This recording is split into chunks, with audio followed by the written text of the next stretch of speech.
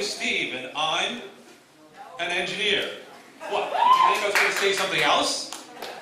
When I was in engineering school, there was a classroom full of us, and an English professor came in and told all of us that engineers write like gorillas. Now, he was telling us the truth, and in my case, it was only too true. When I was a freshman in high school, I was placed in honors English, and my teacher was ambitious. It was her ambition to transform all of us into brilliant writers of essays. So every 3 weeks, we had to write an essay in class. And then when she graded them, she would take the best essay and the worst essay, reprint them, and then hand them out to the class to critique and analyze. Now, to protect our anonymity, she would remove the author's name. But we knew who wrote which one. The one who was chosen most frequently for the best essay, she would sit in front of the class and gloat and gush praise when they were discussing her essay.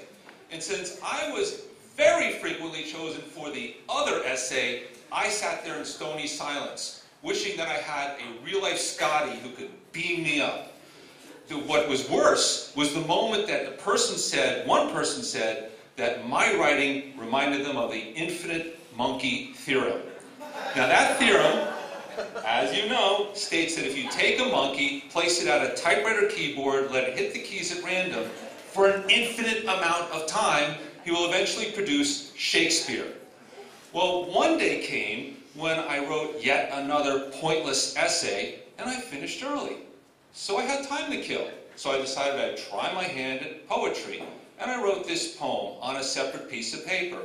There once was a teacher of English who was rumored to be a real witch, but it became clear, as I looked near, she was really something of a... And I wrote a word so heinous that if it was attributed to me, I would be sent to the vice principal's office. And the vice principal in my high school was a scary man. He was bitter because life had passed him by. He had missed his chance to have the job of his dreams, to be an officer in the Gestapo. Well, I'm back in the classroom, and the bell rings, and it's time for us to hand in the essays. So I make my way to the front of the class. I see the stack of essays on the corner of the teacher's desk. I throw mine on, and I walk out of the classroom. As I'm walking down the hallway, I'm thinking to myself, cool, I just wrote a poem, and it even rhymes. And I thought, I've got to read it again. So I go into my 3-ring binder, I pull out the paper. It's my essay. I handed in the wrong piece of paper. Desperate to fix my mistake, I turned around, I ran back to the classroom. I nearly knocked the teacher over in my haste. She was on her way out. So all I could do was mumble some kind of apology and say, oh, here's my essay. I forgot to hand it in, and watch her walk down the hallway with my poem in her briefcase. Well, that night I had a nightmare. I was in the vice principal's office. I was strapped to a chair. In one hand he had a clamp, the positive electrode. In the other hand, another clamp, the negative electrode. And to demonstrate to me it was live, he brought them together. Zzz. Mr. Noble, did you write that poem? I was terrified. I couldn't speak. What? You're not talking? Well, maybe these will loosen your tongue. And he came toward me with the clamps. He was aiming up below my waist. And I woke up. That nightmare haunted me for the rest of the year. I kept waiting to be discovered and sent to the vice principal's office. My only hope is that when it happened, there would be a power outage.